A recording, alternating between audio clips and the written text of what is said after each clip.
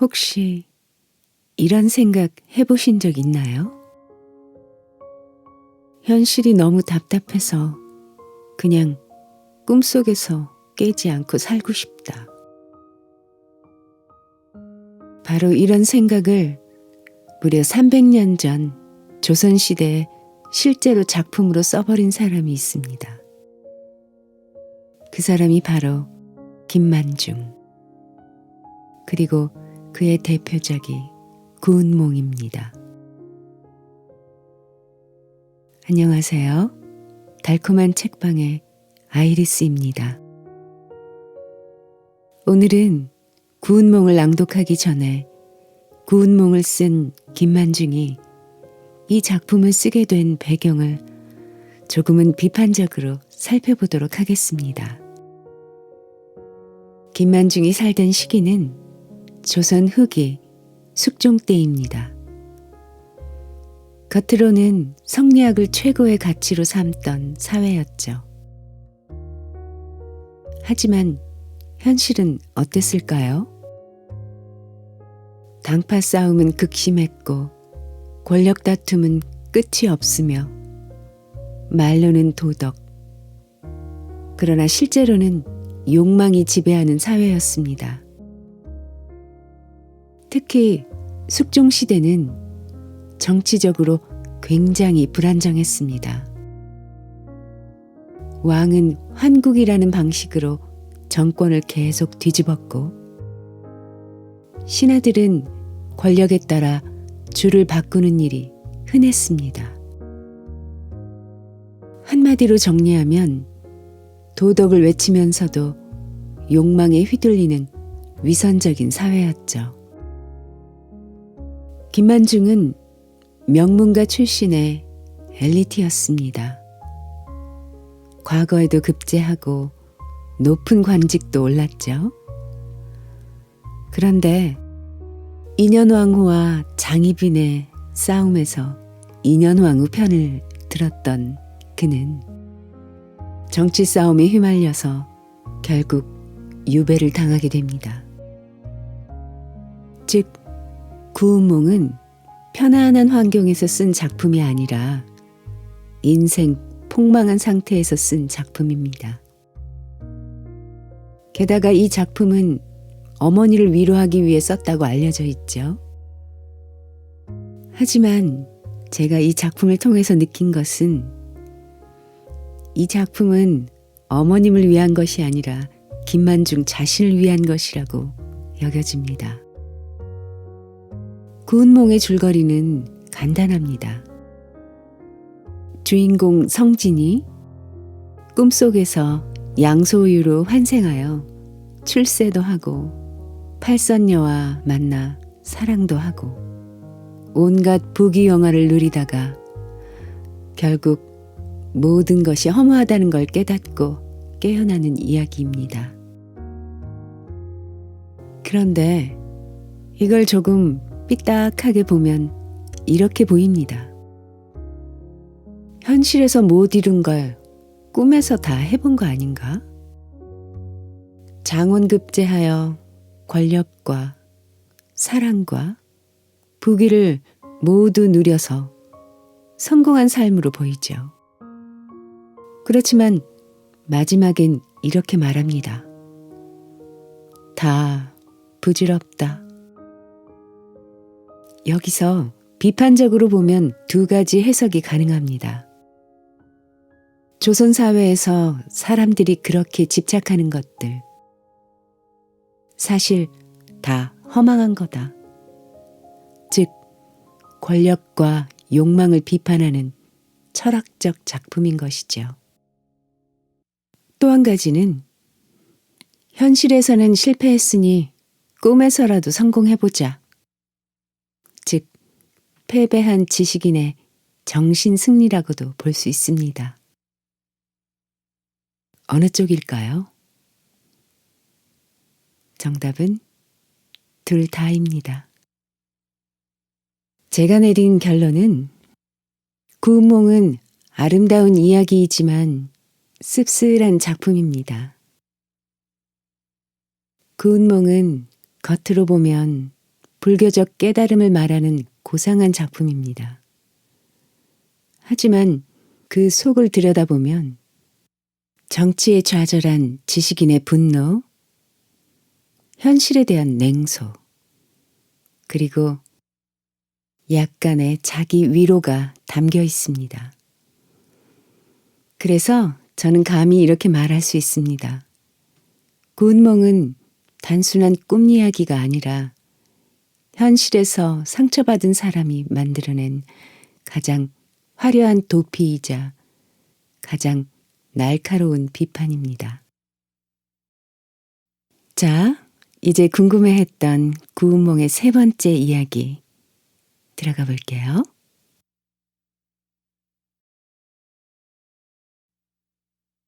여자 옷을 입은 소유. 며칠 후 장안에 도착한 소유는 여관에다 숙소를 정했다.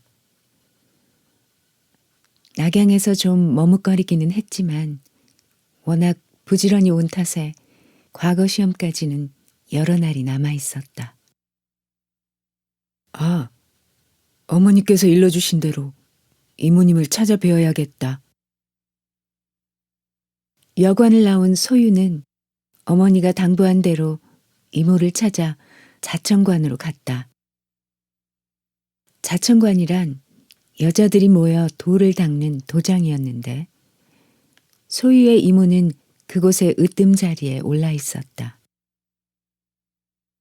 나이가 60이 넘었건만 이모는 기품 있고 우아한 모습이었다. 소유는 이모에게 공손하게 절을 올렸다. 네 어머니와 헤어진 지 어느덧 20여 년이 흘렀구나. 그런데 이렇게 의젓하고 씩씩한 너를 보니 마치 네 어머니를 만난 듯 반갑기만 하네. 그래, 네가 정녕 내 외사촌의 아들이란 말이더냐? 정말 반갑고 기쁘기 그지없구나. 이모는 난생 처음 보는 소유를 반갑게 맞아주며 이런저런 이야기를 물었다. 소유는 어머니를 비롯한 집안의 안부를 전해드렸다. 아버님을 여의고 어머니와 둘이서만 사느라고 그동안 얼마나 마음고생이 심했겠느냐. 그래, 아직 장가를 못 갔단 말이지? 어서 좋은 색시를 만나 결혼도 하고 떡두꺼비 같은 아들을 낳아 어머니를 기쁘게 해드려야 할 텐데. 불효인 줄은 압니다마는 아직 마땅한 배필을 만나지 못했습니다. 소유는 수줍은 듯 얼굴을 붉히며 대답했다. 네 풍채가 그리도 맑고 아름답기가 신선 같으니 여염집 규수 가운데는 네 짝을 구하기가 어려울 것이다. 아직 과거를 보려면 여러 날이 남아 있으니 그동안 너에게 어울릴 만한 훌륭한 규수를 알아보도록 하마. 수일 내로 다시 한번 찾아오도록 하여라. 그렇게 배려해 주시니 고맙습니다. 소유는 따뜻한 대접을 받은 후 자천관을 나왔다. 그리고 여관으로 돌아가서 며칠 동안 열심히 글 공부를 하다가 다시 자천관을 찾았다. 그러지 않아도 기다리고 있었느니라. 네, 너의 배필이 될 만큼 재주와 용모가 뛰어난 규수를 알아냈단다. 하지만 워낙 지체 높은 집안의 딸이라 우리 쪽에서는 감히 말을 꺼내기가 어렵구나. 이모는 말끝을 흐리며 소유를 바라보았다. 이모님, 대체 어떤 집 교수인데 그러십니까? 소유는 궁금증을 참지 못하고 물었다.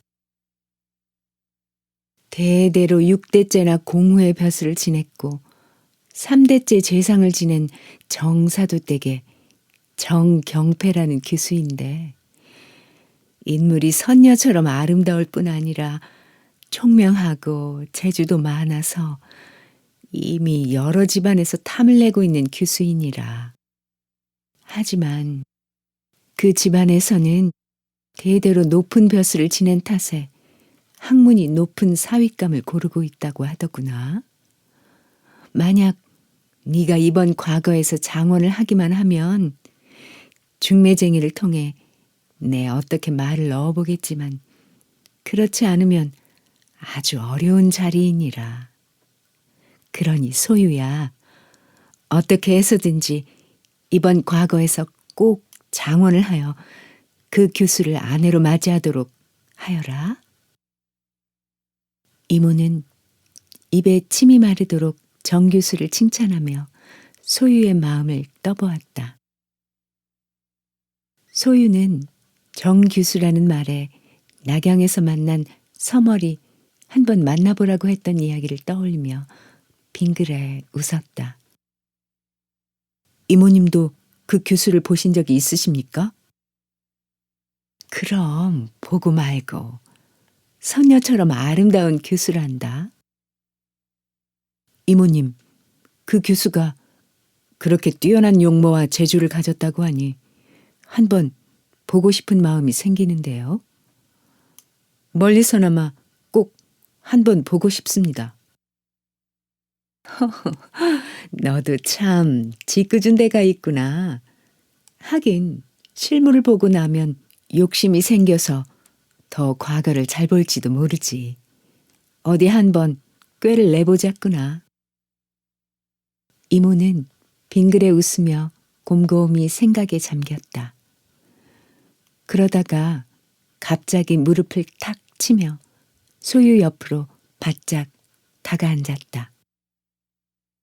소유야, 너 혹시 검은고를 탈 줄 아느냐? 갑자기 검은고라니요? 잘은 못하지만 음률은 맞출 줄 알지요. 소유는 작년에 난리가 나서 과거가 연기되고 폐허가 된 채봉의 집을 나서서 애달픈 마음으로 길을 걷다 우연히 만난 도사에게 신묘한 가락을 배웠던 걸 떠올렸다. 그때 그 도인이 준 검은고와 퉁소를 마침 가지고 왔던 터라 내심 반가웠다. 그럼 잘 됐다. 정사도의 부인이 검은고 가락을 매우 좋아하고 그의 딸 또한 누구에게도 지지 않을 만큼 검은고를 잘 타니 네가 그 집에 들어가서 검은고 가락을 들려줄 수만 있다면 자연스럽게 그 교수를 만날 수 있을 게다. 하지만 이모님, 남자인 제가 어떻게 지체 높은 집에 안방까지 들어갈 수 있단 말입니까? 그러니까 내가 꾀를 낸 게 아니더냐. 네가 여자 옷을 입고 여자처럼 꾸민 채 그 집에 들어가면 문제가 없지 않겠느냐? 네?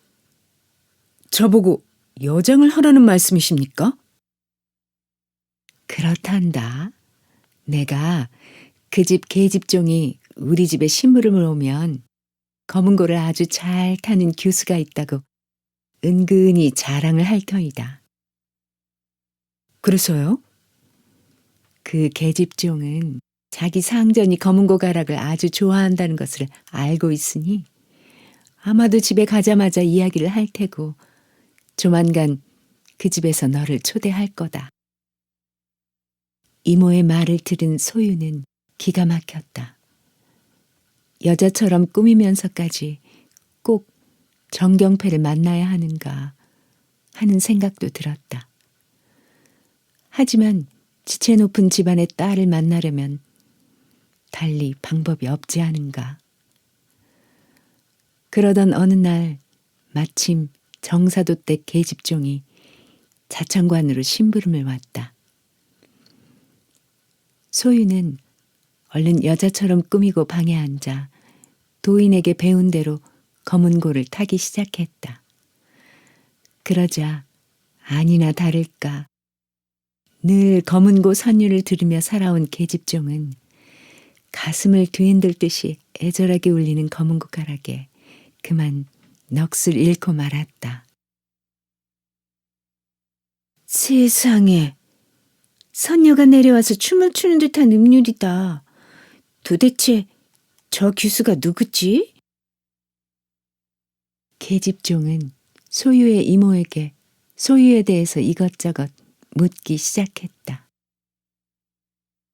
얼마 전에 초나라 땅에서 올라온 어린 여관인데 검은 곳 하는 솜씨가 어찌나 훌륭한지 내가 어여삐 여겨 데리고 있는 중이란다.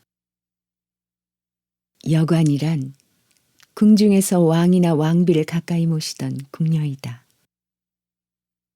잘 알겠습니다.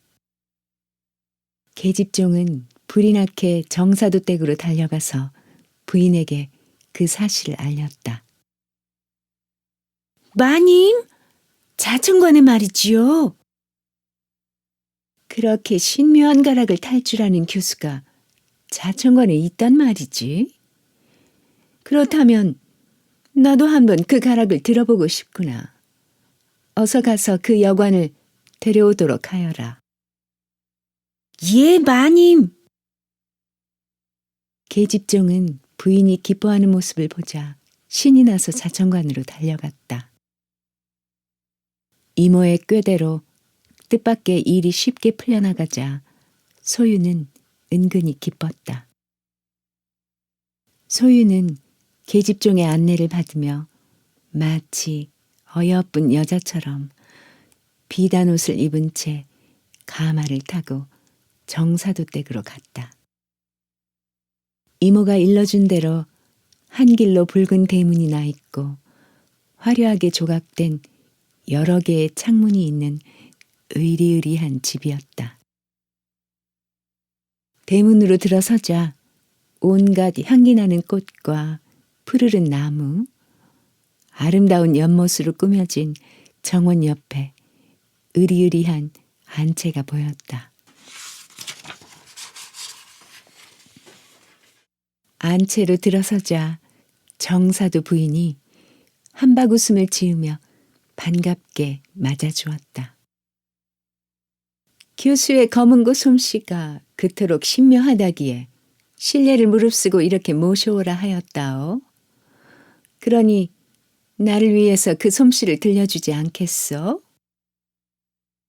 제 솜씨 비록 부족하오나 검은고를 좋아하시는 부인을 위해 기꺼이 들려드리지요. 하온데 대개 따님께서도 검은고 타는 솜씨가 천하 제일이라고 들었습니다. 그 따님도 이 자리에 나오게 하여 가르침을 받고 싶습니다. 어렵지 않은 부탁이요. 검은고를 좋아하는 여자끼리 서로 가르침을 주고받는다면 나쁠 것도 없지요. 부인은 계집종을 시켜서 경패를 안채로 데려오도록 일렀다. 마침내 방문이 사르르 열리며 눈이 부시도록 어여쁜 경패가 방으로 들어섰다. 경패는 어머니 옆에 사뿐히 앉으면서 소유를 보고 방긋 웃었다. 그 모습을 본 소유는 그만 정신이 아득해지고 말았다. 역시 소문대로 굉장한 미인이로구나. 소유는 넋을 잃고 경패를 바라보다가 마음을 가다듬고 앉아서 천천히 검은고를 타기 시작했다. 소유는 마치 신들린 사람처럼 평화로운 태평성대를 나타내는 곡을 비롯하여 아름다운 봄날의 경치를 읊은 곡, 만물이 춤을 추듯 경쾌한 곡을 연거푸 탔다. 경패도 그 음률에 흠뻑 취했다. 어쩜 저렇게 아름다운 가락을 탈 수 있을까? 이제까지 저토록 신묘한 손놀림은 본 적이 없어. 경패는 검은고 위에서 춤이라도 추는 듯한 소유의 손을 감탄하며 바라보았다. 그러다가는 자기도 모르게 소스라치게 놀라고 말았다. 아니, 저 손은... 검은고를 타는 손이 어딘가 투박하고 힘줄이 불뚝 솟아난 것이 남자의 손이 분명했다. 어쩜 이럴 수가.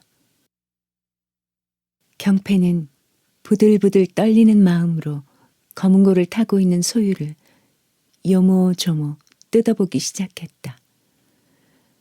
그렇게 보니 옷매무새도 어딘가 어색하고 얼굴 표정도 영락없는 남자처럼 보였다. 더군다나 지금 타고 있는 곡은 봉이라는 새가 황이라는 새에게 짝이 되어달라고 부르는 노래 아닌가? 경패는 눈앞이 아찔했다. 분명 어떤 남자가 자기에게 사랑을 구하려고 몰래 여자 옷을 입고 들어온 것이다. 소유가 타던 곡조를 다 마치자 경패는 기다렸다는 듯이 서둘러 일어섰다. 그러자 부인이 고개를 갸우뚱하며 경패를 바라보았다. 아니, 왜 벌써 일어나려 하느냐? 어머님, 소녀는 몸이 불편해서 먼저 들어가겠사옵니다. 경패는 비단 옷자락을 사르락거리며 일어나 안으로 들어가 버렸다. 그러자 소유는 경패가 눈치를 챈 것이 아닌가 하고 속으로 몹시 당황해하며 자리에서 일어섰다. 이제 소녀는 돌아갈까 하옵니다. 내 딸의 무례함을 용서해 주어. 자기보다 월등히 뛰어난 재주를 가진 규수를 보니 공연히 시샘이 났나 보오. 어쨌든 나를 위해 그토록 훌륭한 음료를 들려주다니 정말 고맙구려. 이건 내 작은 정성이니 받아주시오. 정사도 부인은 울긋불긋한 여러 필의 비단 옷감을 건네주며 고마움을 표시했다. 하지만 소유는 공손하게 거절했다. 아니옵니다. 부인께서 검은고를 좋아하신다기에 기쁜 마음으로 그냥 왔을 뿐입니다. 그러니 제가 어찌 광대같이 놀이채를 받겠습니까? 안녕히 계시옵소서. 소유는 공손히 인사를 하고 정사도댁을 물러나왔다. 한편 자기 방으로 돌아간 경패는 얼굴이 빨개진 채 약이 올라서 어쩔 줄을 몰랐다. 아씨, 왜 그렇게 뾰루통에 계세요? 검은고를 타던 어린 여관의 솜씨가 마치 신선의 솜씨 같다며 칭찬이 자주 하던데 혹시 무슨 일이라도 있으셨어요? 옆에 있던 시녀 춘훈이 고개를 갸우뚱하며 물었다. 예, 춘훈아. 일 어쩌면 좋단 말이냐. 그 사람은 여자가 아니라 남자였단다. 필시 누군가가 내 얼굴을 보기 위하여 여장을 하고 들어온 게야. 규중 처녀인 내가 누구인지도 모르는 남자와 그렇게 오래 마주 앉아 있었으니 일 어쩌면 좋단 말이냐. 혹시 이 일이 소문이라도 난다면 생각만 해도 눈앞이 캄캄해. 아니 아씨, 그게 정말인가요? 춘훈도 눈을 동그랗게 뜨고 물었다. 그렇단다. 이 두 눈으로 똑똑히 보았단 말이야. 경패와 춘우는 마주 앉아서 소유에 관한 이야기를 소곤소곤 나누기 시작했다. 경패의 시중을 드는 춘우는 성이 가시인데 그의 아버지는 서쪽 사람으로 서울에 올라와 승상부의 서리가 되어 정사도집에 공로가 많았던 사람이었다. 그러던 그와 그의 아내가 잇따라 병들어 죽자 정사도 부부는 혼자 남은 춘훈을 집으로 데려다 키웠다. 자라면서 춘우는 점점 용모가 빼어나고 아름다울 뿐 아니라 글도 잘하고 바느질 솜씨도 역시 뛰어났다. 그래서 겉으로는 비록 경패의 시중을 드는 계집종이었지만 경패는 춘훈을 마치 친구처럼 자매처럼 여기며 아주 다정하게 지내고 있었다. 아씨, 그분이 남자라면 정말로 신성같이 잘생긴 인물이지요? 그러면 뭘 하느냐? 어디 사는 누구인지도 모르는데. 어머, 아씨도 그분이 그렇게 싫지는 않은 모양이네요. 그렇지요? 예, 춘훈아, 너 정말 그렇게 약을 올릴 테냐? 응? 그렇지만 아씨 얼굴에 그렇게 씌어 있는걸요. 뭐야? 경패는 얼굴이 빨개져서는 어쩔 줄을 몰라 했다. 그러면서도 자기를 쳐다보던 소유의 그윽한 눈빛이며 검은고를 타던 신묘한 손놀림, 그 음률이 자꾸만 떠올라 계속해서 가슴이 두근거렸다. 경패와 춘우는 싱숭생숭해하며 밤이 늦도록 이야기꽃을 피웠다.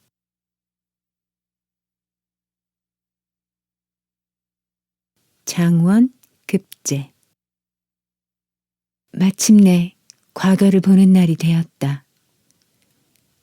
아침 일찍부터 전국의 수많은 선비들이 하나 둘씩 시험을 치르게 될 궁궐로 들어와서는 저마다 먹을 갈며 마음을 가다듬었다.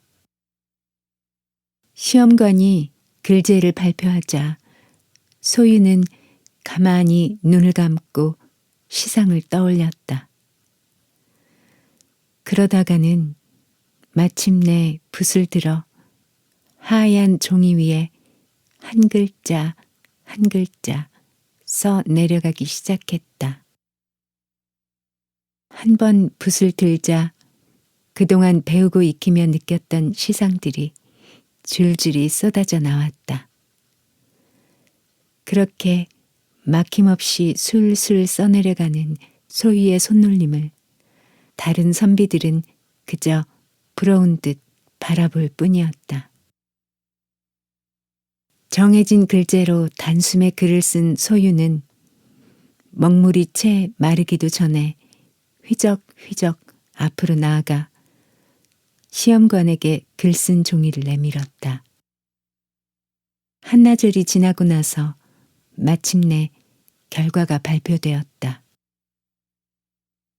두근거리는 가슴으로 결과를 기다리던 소유는 깜짝 놀라 앞으로 나아갔다. 시험관이 큰 소리로 자기 이름을 불렀기 때문이다. 장원, 양소유.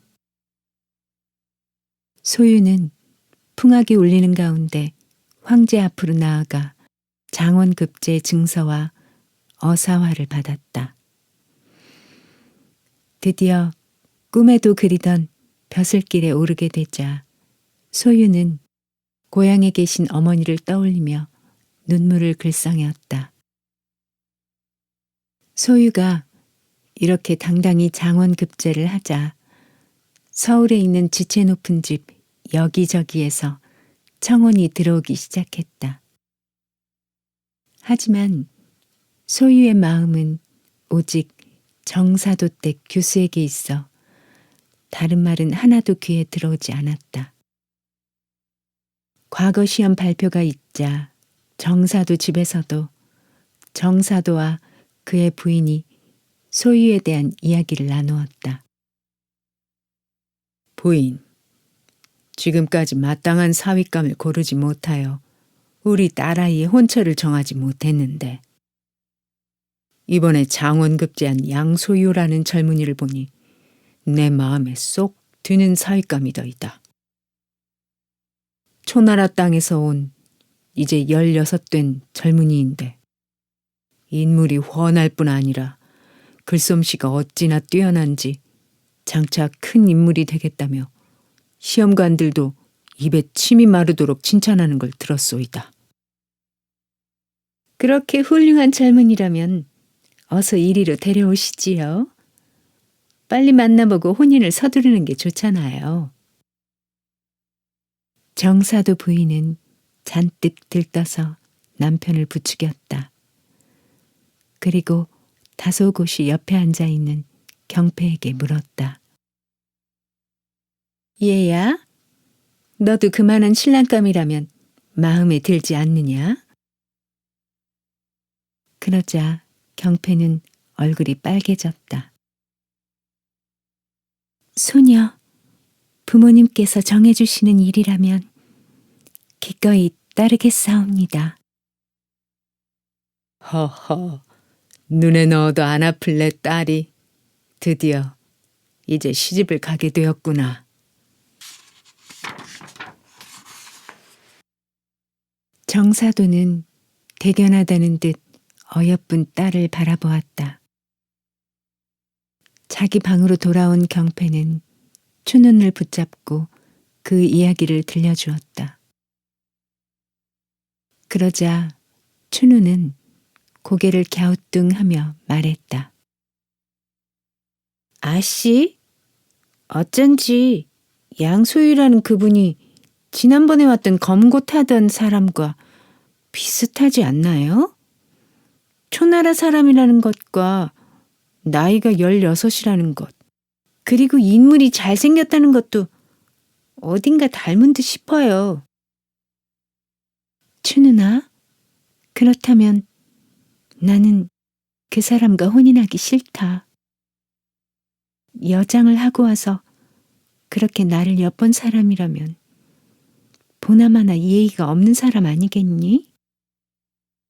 그렇지만 아씨, 그건 어디까지나 짐작일 뿐이잖아요. 그러니 다음에 찾아오면 그때 유심히 보도록 해요.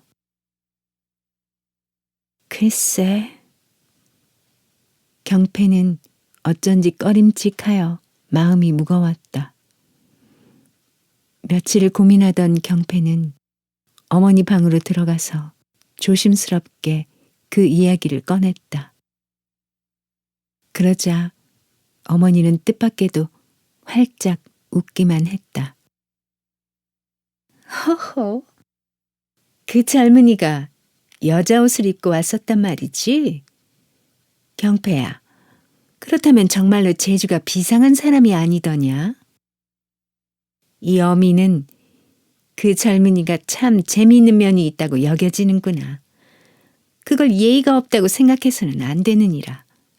더군다나 네가 그때 본 젊은이는 한낱 나그네 신분이었지만 이제 네 신랑감이 될 그 사람은 당당히 장원급제를 한 사람이니 어찌 똑같은 사람이라고 하겠느냐. 마음에 두지 말거라. 예, 어머니. 그제야 경패는 마음이 놓이는 듯 배시시 웃으며 자기 방으로 돌아왔다. 이제 한림 학사라는 벼슬자리에 오른 소유는 예부 권시랑에게 정사도 집에 중매를 넣어줄 것을 부탁했다. 그리고 날을 정하여 머리에 어사화를 꽂고 풍악을 울리며 정사도 집으로 찾아갔다. 양한림, 어서 오게. 위풍당당하고 늠름하며 훤칠하게 잘생긴 소유를 본 정사도는 입이 한박 벌어졌다. 집안에 있던 사람들도 모두 뛰어나와서 그런 소유의 모습을 구경했다. 정말 훌륭한 신랑감이다. 우리 아씨는 복도 많지. 사람들은 너도 나도 입에 침이 마르도록 소유를 칭찬했다. 정사도 집에서는 그날 으리으리한 잔치상을 차려 장래의 사윗감을 대접했다. 그리고 마땅히 머물 곳이 없을 터이니 혼인할 때까지 자기 집 뒤에 있는 별당에 머물 것을 넌지시 권했다. 지체가 높은 집답게 혼례식을 치르려면 준비해야 할 것도 많고 또 길이를 택해서 혼인을 하려면 아직 몇 달을 기다려야 하는데 소유 혼자 객지에서 고생하는 것이 안타깝게 여겨졌기 때문이다. 그렇게 배려를 해주시니 몸둘 바를 모르겠나이다. 소유는 흔쾌히 정사도의 권유를 받아들였다. 하지만 아직 혼인을 하지 않은 탓에 소유는 별당에 머물면서도 경패를 만날 수 없었다. 그래서 소유의 시중은 춘운이 들게 되었는데 소유는 경패와 친자매같이 지내는 춘운을 어여삐 여기며 귀여워했다. 그러던 어느 날이었다. 경패는 탐스럽게 핀 모란꽃 구경을 하며 천천히 뜰을 거닐다가 춘운의 방문이 열려 있는 걸 보았다. 경패는 살그머니 그쪽으로 걸어갔다. 술을 놓던 춘우는 살랑살랑 불어오는 바람에 졸음을 느꼈는지 수트를 앞에 놓은 채 벽에 기대어 졸고 있었다. 춘우니 요즘 피곤한 모양이구나. 경패는 춘우니 잠을 깰까 염려하여 살그머니 방으로 들어갔다. 요즘 춘우니 어떤 술을 놓고 있는지 궁금했기 때문이다. 경패는 금방이라도 은은한 향기가 피어오를 것만 같은 꽃그림의 술을 들여다보았다. 춘운의 솜씨는 정말 대단하구나.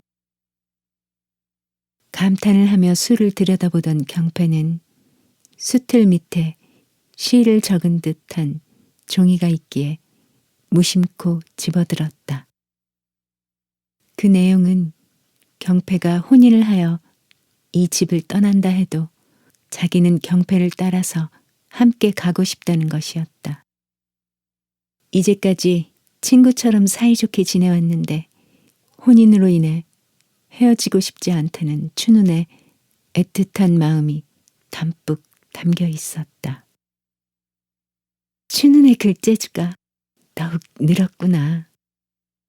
그리고 춘우는 나와 헤어져 본 적이 없었기에 나와 떨어지면 어쩌나 염려를 하고 있어. 춘우는 진실로 나를 사랑하는 거야. 가슴 뭉클한 감동으로 시를 읽던 경패는 춘우니 깰까봐 살그머니 방을 나왔다. 그리고 어머니를 찾아가서 춘운의 그런 마음을 살짝 내비쳤다. 춘운이 그런 마음을 갖는 것도 이해할 만하구나. 네가 없으면 얼마나 허전하겠느냐. 하긴 시집 갈 때 시중을 들어줄 만한 계집종을 데리고 가는 예법이 있긴 하지만 춘우는 그런 계집종과 비길 바가 못 되니 지금처럼 서로 의지하며 친자매처럼 살면 되겠구나.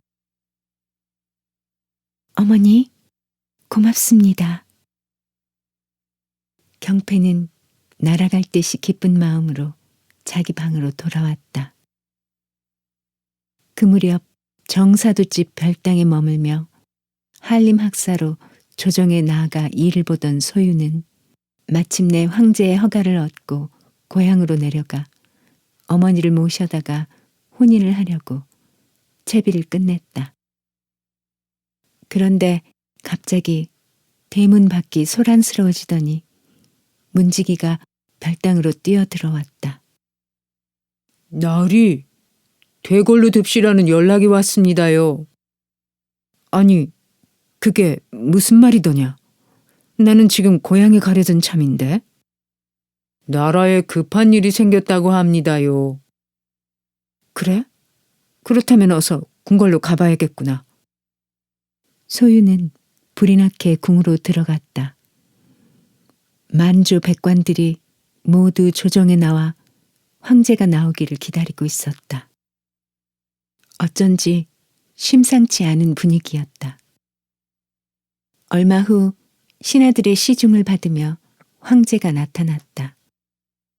내가 그대들을 부른 까닭은 우리나라의 북쪽 변두리를 다스리는 새 절도사들이 스스로 자기네들이 연왕이니 조왕이니 위왕이니 하면서 강한 군사들을 모아서 반란을 일으키려 한다는 연락을 받았기 때문이니라. 그래서 군사를 일으켜 그들을 내치려 하는데 그대들에게 좋은 생각이 있으면 속 시원히 아뢰거라. 황제는 대신들을 내려다보며 큰 소리로 물었다. 그러나 대신들은 이치에 맞지 않는 의견만 잔뜩 내놓으며 이러쿵 저러쿵 속닥거리고 우왕좌왕 하고 있었다. 그 모습을 보던 소유는 앞으로 나아가 조심스럽게 자기의 의견을 내놓았다. 옛날 한나라 무제는 남월왕이 반란을 일으키자 조서를 보내 잘 타일렀습니다. 패할 게 없어도 급히 조서를 내리시어 그들을 타이르도록 하소서. 그렇게 하여도 말을 듣지 않을 때 군사를 보내어 물리치도록 하시는 게 어떠하온지요. 옳지. 이 양할림이 아주 좋은 꾀를 내었도다. 일단 그들을 타일러 본 다음 그래도 말을 듣지 않으면 내 가만두지 않을 터이니 당장 조서를 보내도록 하여라. 황제는 새 절도사에게 급히 조서를 보내도록 명령했다. 조서를 받은 새 절도사 중에서 위나라와 조나라의 절도사는 황제의 뜻에 따라서 살겠다며 말 1만 마리와 비단 1만 피를 공물로 바쳤다. 하지만 연나라의 절도사는 끝까지 버티고 있었다. 제일 북쪽에 떨어져 있기도 했지만 군사력이 제일 강하다는 걸 믿고 그러는 것 같았다. 그러나 황제는 군사를 직접 일으키지 않고 소유가 오직 지혜로 두 나라를 항복시키고 많은 공물까지 받아낸 것을 몹시 기뻐했다. 여보아라. 이 모든 공은 양할림에게 있은즉 내 즉시 그에게 푸짐한 상을 내리겠노라. 황제는 비단 3,000필과 말 50마리를 상으로 내렸다. 그러자 소유는 더욱 겸손하게 말했다. 폐하, 나라를 위하여 신하된 도리를 마땅히 행했을 뿐인데 무슨 공으로 이렇게 귀한 상을 받겠나이까. 아직 연나라가 저렇게 날뛰고 있어 폐하의 심기를 불편하게 하고 있는 터에 이렇게 과분한 상을 내려주시다니 황공할 따름이옵니다. 신은 그저 나라와 폐하를 위해 당장 연나라로 달려가서 연나라 군사를 물리치고 싶을 뿐이옵니다. 오, 그대는 진정 충성스런 나의 신하로고. 여보아라, 그대들은 양할림의 뜻을 어찌 생각하느뇨? 황제는 엎드려 있는 대신들을 바라보았다. 대신들은 기다렸다는 듯이 다투어 의견을 말했다.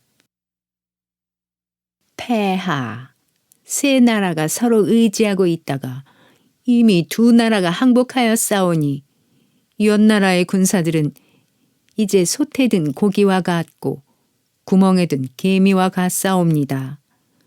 군사를 보내면 쉽게 물리칠 수 있으리라 생각되옵니다. 폐하, 양할림을 보내어 다시 한번 타일러 보았다가 그래도 안 되면 군사를 보내 물리치는 것이 어떠한지요? 그대의 생각이 옳도다. 양할림에게 절호를 내려주고 연나라로 떠날 것을 명하노라. 절월이란 왕이 내리는 깃발과 도끼를 말한다.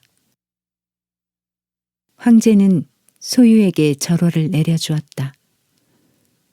그것은 싸움터에 나가는 대장에게 적을 살리고 죽이는 권한을 주었음을 나타내는 표시였다.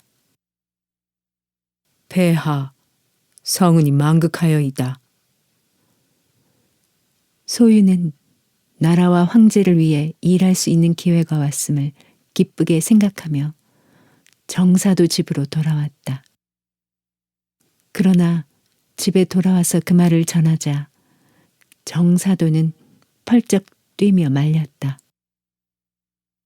여보게, 북쪽 지역이 얼마나 험한데 일개 선비가 그 오랑캐 무리들을 처부수러 간단 말인가. 안 될 말이네. 안 될 말이야. 내 당장 황제께 상소문을 올려서 자네를 보내지 못하도록 하겠네. 아니, 그건 아니 될 말씀이십니다. 연나라가 아무리 험하다고는 하지만 하찮은 북쪽의 오랑캐 아니오이까? 저를 믿고 기다려 주소서. 소유는 정사도에게 자기의 뜻을 간절히 알렸다. 하긴 이미 왕명도 내려졌고 자네의 뜻이 그렇다면 달리 무슨 말을 하겠는가. 오직 몸조심하고 무사히 다녀오기만을 기다려야지. 정사도는 아직 혼례식도 치르지 않은 사윗감을 그 먼 곳으로 보낸다고 생각하자 마음이 아팠다. 그것은 경패와 춘훈도 마찬가지였다. 두 사람은 남몰래 눈물을 흘리며 멀리 연나라로 떠나는 소유를 배웅했다.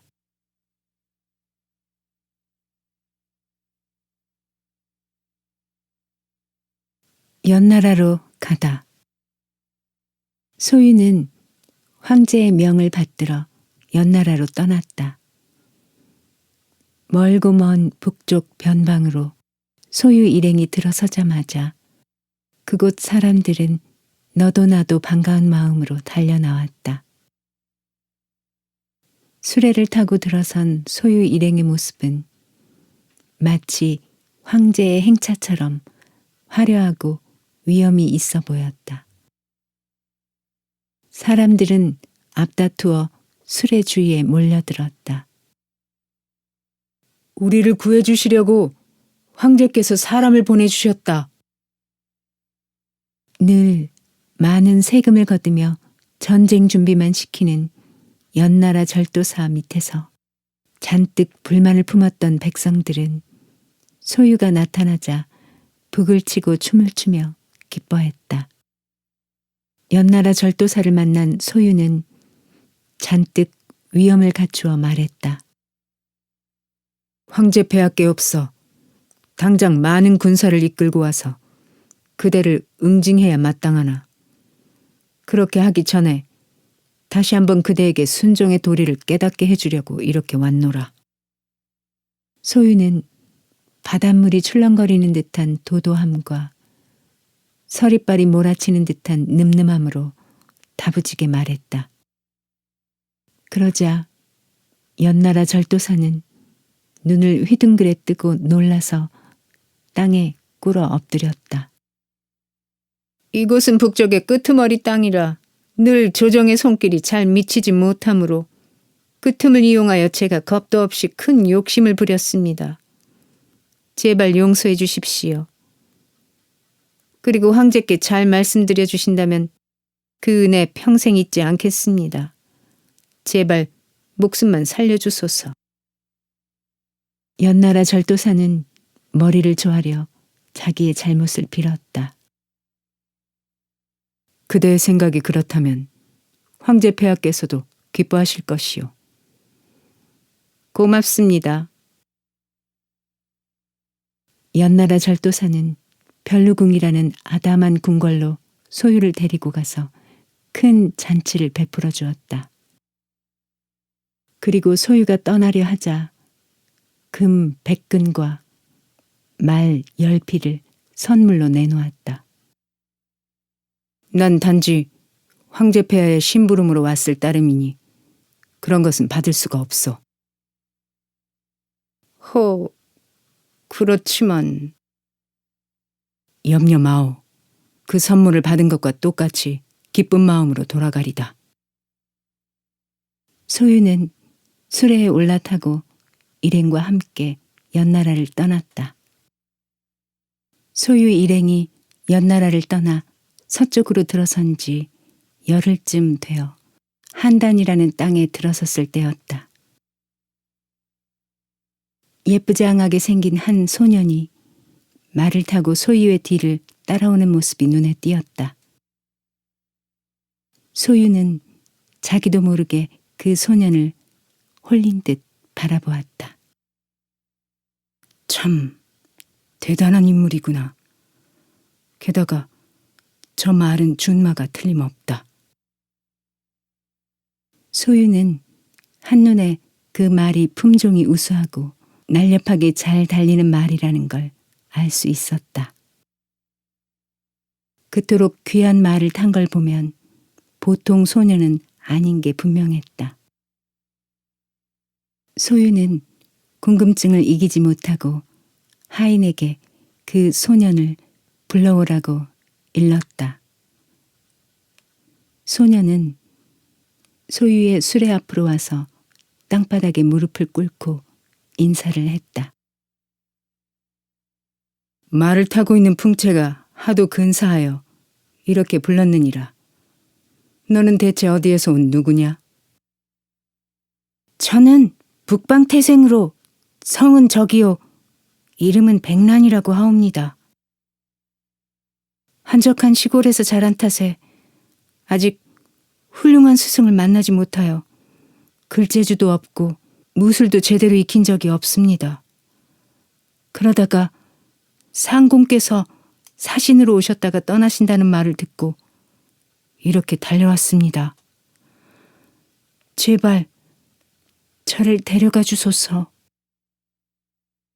백란은 머리를 조아리며 간절히 청했다. 그게 진심이더냐? 너처럼 용모가 뛰어난 젊은이를 거느린다면 나 또한 더없이 기쁜 일이로다. 어서 일어나 함께 가도록 하자. 소유는 흐뭇한 얼굴로 백란을 바라보았다. 그리고 서울을 향하여 일행과 함께 길을 떠났다. 그러던 중에 소유 일행은 낙양 땅을 지나게 되었다. 소유 일행이 낙양 땅을 지나간다는 말을 들은 서월은 예전에 그들이 처음 만났던 정자에서 기다리고 있다. 반가운 마음에 버선발로 뛰어내려왔다. 아니, 이게 누구냐? 네가 정녕 서월이란 말이지. 소유는 오랜만에 만난 서월의 손을 잡으며 반가워 어쩔 줄을 몰랐다.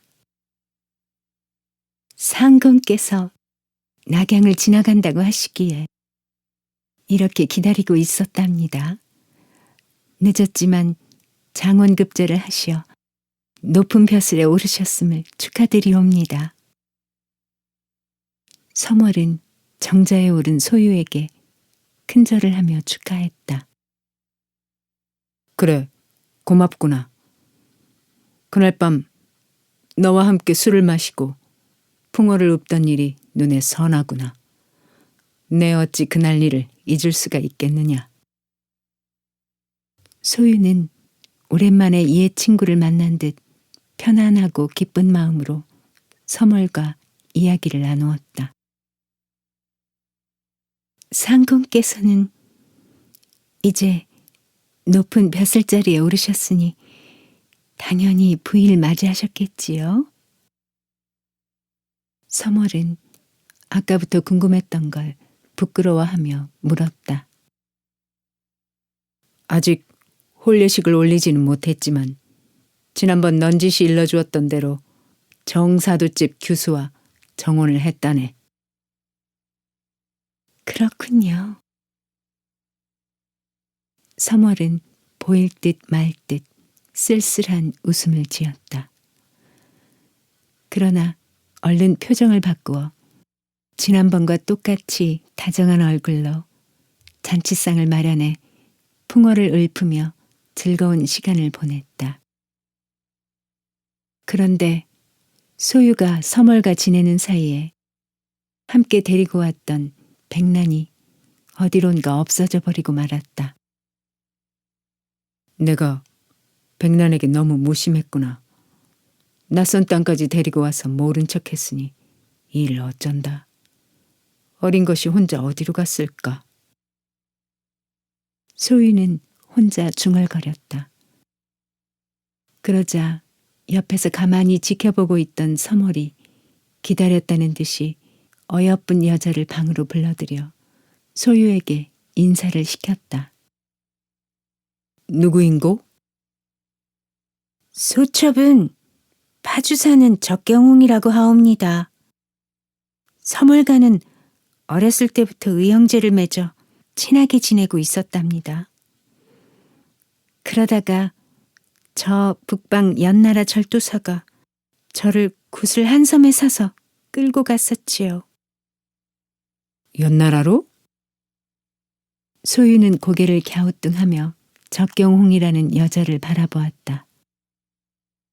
고개를 숙인 이마하며 양볼의 모습이 자꾸만 어디선가 본 듯한 얼굴이었기 때문이다. 그래서 어찌 되었느냐? 궁궐에 갇혀서 옴짝달싹하지 못한 채 절도사의 시중을 들며 살고 있었지요. 그토록 으리으리한 궁궐에서 비단 옷을 입고 진수성찬을 받으며 살았지만 세상에 갇힌 앵무새처럼 사는 것이 죽기보다 싫었습니다. 그러던 중 연나라 절도사가 상공을 모시고 잔치를 베풀 때 창문으로 상공의 모습을 보고 어떻게 해서든지 상공을 따라가리라 마음먹었답니다. 하지만 궁궐의 9겹 창문을 제가 무슨 수로 열고 나올 수 있으며 여자의 몸으로 어떻게 따를 수가 있겠습니까? 그래서 이런저런 궁리 끝에 남자 옷을 입고 절도사의 천리마를 훔쳐 타고 이렇게 상공을 따라온 것입니다. 뭐? 그렇다면 네가 바로... 소유는 그제야 그 여자가 적백난이라는 것을 알 수 있었다. 상공을 속이고 이렇게 따라온 걸 용서해 주시옵소서. 그래, 네가 정녕 백난이란 말이지. 그러하옵니다. 경홍은 소유의 발 아래 엎드려 흐느껴 울기 시작했다. 그 모습을 내려다보던 소유는 어쩐지 치근한 마음이 들었다. 오죽 견디기 힘들었으면 여자의 몸으로 남자 옷을 입은 채 자기를 따라왔겠는가. 허허, 내가 너한테 그만 깜빡 속았구나.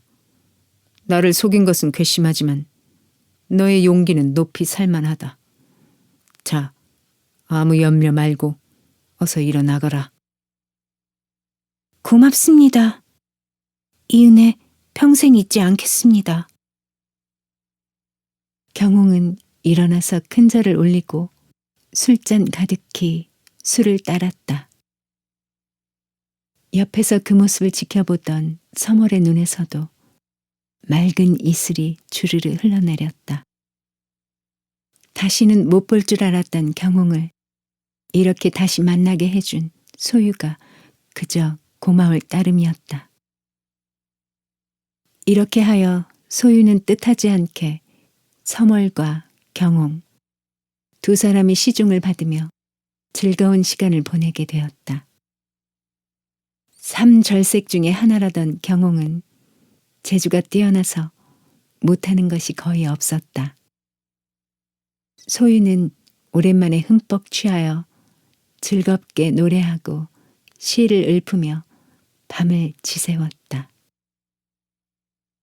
하지만 다음 날 아침엔 아쉬운 마음을 접고 어여쁜 두 여자와 작별 인사를 나누었다. 그리고 바쁘게 서울을 향해 길을 떠났다. 그로부터 얼마 후 소유는 개선 장군처럼 서울로 돌아왔다. 싸움을 하지 않고도 지혜롭게 연나라 절도사를 굴복시키고 왔으니 황제의 기쁨은 이루 다 말로 할 수 없었다. 마침 때를 맞추어 연나라 절도사가 보낸 금과 은, 비단 같은 곡물이 도착하자 황제는 더욱 기뻐했다. 이렇게 기쁠 수가 있나. 이 모든 것이 양할림의 공의로다. 황제는 소유에게 예부상서라는 높은 벼슬을 주고 한림 학사의 일까지 겸하도록 했다. 그리고 많은 상을 내려주었다.